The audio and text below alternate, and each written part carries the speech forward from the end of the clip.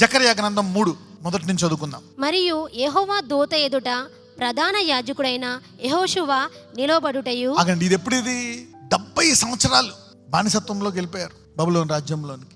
దాని తర్వాత దేవుడు మళ్ళీ తీసుకొస్తున్నాడు. 70 సంవత్సరాల కంటే చెప్పబడిపోతారు అందరూ, ఎవరిలోనే ఉండదు. కానీ ఒక వ్యక్తి ఉన్నాడంట. There are always some people who are on fire. ఎవరో ఒకళ్ళైనా ఉంటారు. ఆయన కళ్ళు అంటే అటు ఇటు చూస్తూ ఉంటాయండి, ఎవరైనా ఇలా ఉన్నారా అని. He will pick them up. సాతాను ఫిర్యాది అయి అతని కుడిపార్శ్వమున నిలవబడుటయు అతడు నాకు కనపరిచెను. సాతాను, యెహోవా నిన్ను గద్దించును, యెరూషలేమును కోరుకొని యెహోవా నిన్ను గద్దించును, ఇతడు అగ్నిలో నుండి తీసిన కొరివి వలనే ఉన్నాడు కదా అని యెహోవా దూత సాతానుతో అనెను.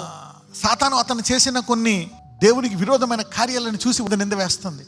కానీ మన దేవుడు హృదయ అంతరంగంలో ఎదుగు యెహోవా. ఒకసారి బాహ్యాన్ని బట్టి తీర్పు తీరుస్తారు. దావీదును అందరూ బాహ్యాన్ని బట్టి తీర్పు తీరుస్తున్నారు. కానీ దేవుడు అతని హృదయాన్ని చూసి హృదయానుసారుడిగానే తీర్చిదిద్దాడు. తుదకు పేతురులో ఎక్కడో ఆ బండను చూసి తుదకు బండలా చేశాడు దేవుడు. ఇక్కడ 70 సంవత్సరాలకు అందరూ చెప్పబడిపోతారు అనుకుంటే ఒక వ్యక్తి ఉన్నాడంట, ఫైర్ బ్రాండ్. అతను అగ్నిలో నుండి తీసిన కొరివి అంట.